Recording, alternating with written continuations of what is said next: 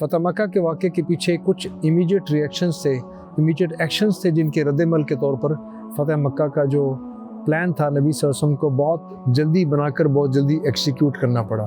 قریش مکہ نے بھی ان کا ساتھ دیتے ہوئے نہ صرف اپنے ہتھیار بھجوائے بلکہ اپنے افراد کو بھجوایا، اور انہوں نے رات کو جا کے ان کو سجدے رکوع کی حالت میں، نماز کی حالت میں ان میں سے چند افراد کو قتل کیا۔ اور آخر میں انہوں نے جو 2-3 اشعار تھے اس میں تذکرہ کیا کہ ان لوگوں نے، ان اللہ کے دشمنوں نے صلح حدیبیہ میں معاہدے میں لکھنے کے باوجود اس کی خلاف ورزی کی ہے، معاہدہ توڑا ہے، اور ہمارے اوپر سجدے اور رکوع کے حالت میں انہوں نے آ کے حملہ کیے۔ مکہ والوں کو کانوں کان اس چیز کی خبر نہیں ہوئی کہ 10,000 کا ایک اتنا بڑا لشکر ان کے سر کے اوپر آ کے پہنچ گیا۔ اس کو انتہائی خاموشی کے ساتھ رکھا گیا، اور اس کا اندازہ ابوبکر صدیق رضی اللہ تعالیٰ عنہ بھی نہیں کر سکے۔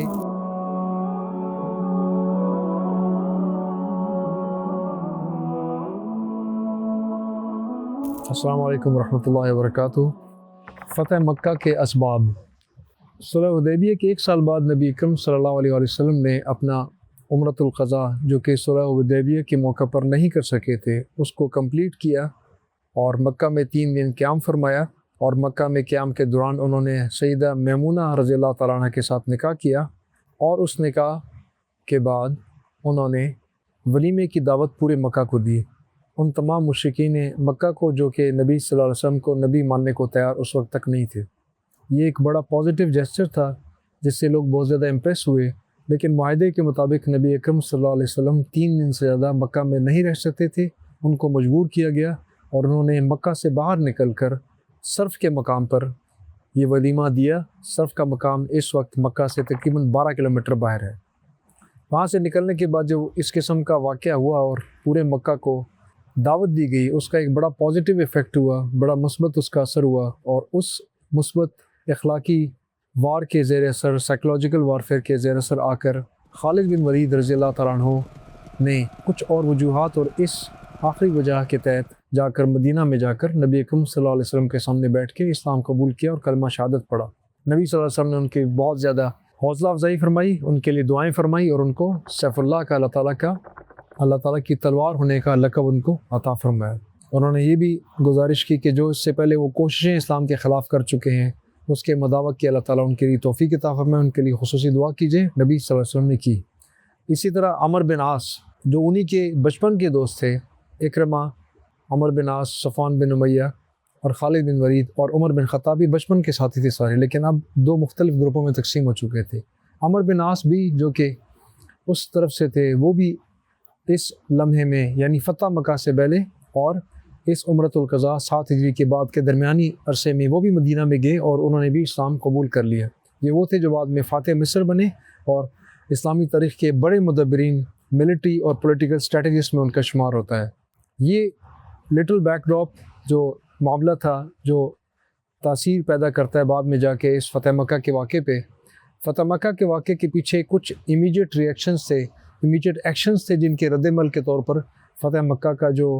پلان تھا نبی صلی اللہ علیہ وسلم کو بہت جلدی بنا کر بہت جلدی ایکسیکیوٹ کرنا پڑا۔ فتح مکہ رمضان کے مہینے میں ہوا ہے، اور اس سے 1 مہینہ پہلے صرف شوال کے مہینے میں کچھ واقعہ ہوا جس کی وجہ سے یہ معاملہ شروع ہوا۔ شوال کے مہینے میں، جیسے کہ آپ کو یاد ہے، صلح حدیبیہ کی 6 شرائط میں سے ایک شرط میں یہ پروویژننگ شامل تھی، یہ الاؤنس شامل تھا، اجازت شامل تھی۔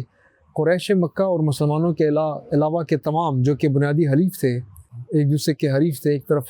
مشرکین مکہ، ایک طرف نبی صلی اللہ علیہ وسلم کی فوج اور مسلمان، ان کے آپس میں معاہدہ ہوا۔ 6 شقیں لکھی گئیں، ان میں سے ایک شق کے تحت جو باقی ماندہ عرب کے سارے قبائل تھے، ان کو یہ اختیار حاصل تھا کہ ان میں سے کسی کی پارٹی بن جائے۔ کسی کی پارٹی بننے کو اس وقت حلیف کہا جاتا، حریف مخالف، حلیف ساتھی۔ خزاعہ نے نبی صلی اللہ علیہ وسلم کے ساتھ دینے کا فیصلہ کیا اپنی پرانی ہسٹری کی وجہ سے، اس کا تذکرہ بھی میں آپ کے سامنے کروں گا۔ جبکہ بنو بکر جو دوسرا بڑا قبیلہ تھا آس پاس کا، اس نے قریش مکہ کا ساتھ دیا۔ اسی بنو بکر نے اپنی شرارتی ذہن کے تحت ایک رات کو جب شام کے ٹائم کچھ ایسا معاملہ ہوا کہ ایک شخص نے نبی صلی اللہ علیہ وسلم کے بارے میں کچھ گستاخانہ الفاظ بولے بنی بکر کے شخص نے، اور اس کے خلاف بنو خزاعہ کا شخص اٹھا اور اس نے اپنی قبائلی حمیت کے تحت اٹھ کے اس کو 2-4 لگائی، اور آپس میں معاملہ جب گرم ہوا تو وہ لڑائی رات تک قبیلے کی لڑائی میں تبدیل ہو گئی۔ بنو خزاعہ نے نبی صلی اللہ علیہ وسلم کی طرفداری کی اور ان کی عزت و ناموس کی حفاظت کی۔ بنو بکر نے تعظیم کے خلاف بات کی اور جنگ میں آ گئے۔ اور اگلی رات یا اگلی سے اگلی رات کے دوران کیا ہوا کہ قریش مکہ نے بھی ان کا ساتھ دیتے ہوئے نہ صرف اپنے ہتھیار بھجوائے بلکہ اپنے افراد کو بھجوایا، اور انہوں نے رات کو جا کے ان کو سجدے رکوع کی حالت میں، نماز کی حالت میں ان میں سے چند افراد کو قتل کیا۔ سجود اور سجدے کی اور رکوع کی حالت میں کیسے قتل ہوئے اس کا تذکرہ اس چیز سے ہوتا ہے کہ جب یہ واقعہ ہوا تو خزاعہ کا ایک شخص جن کو انہوں نے وفد کا سردار بنایا، بنی خزاعہ نے ان کو مدینہ نبی صلی اللہ علیہ وسلم کے پاس بھجوایا اور ایک نظم کی صورت میں نبی صلی اللہ علیہ وسلم کو اپنی گزارشات اور اپنی شکایات پیش کی، جو کہ ابن ہشام نے اپنے تاریخ ابن ہشام کے اندر، سیرت ابن ہشام کے اندر تذکرہ کیا ہے، اور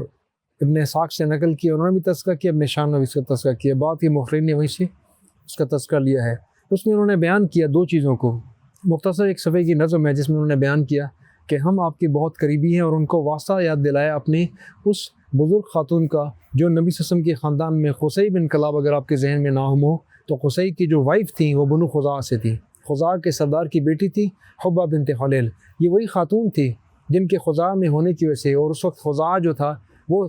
قبیلہ تھا جنہوں نے قریش کے ساتھ قریش کی مدد کر کے جرم کو یہاں سے نکال باہر پھینکا تھا، اور مکہ کے مالک وہ بن گئے تھے، خانہ کعبہ کے مالک وہ تھے، چابیاں بھی ان کے پاس تھیں، خانہ کعبہ کا خزانہ بھی ان کے پاس تھا، خانہ کعبہ کی تولیت مجاوریت یعنی اس کا جو کنٹرول تھا سارا خزاعہ کے پاس تھا۔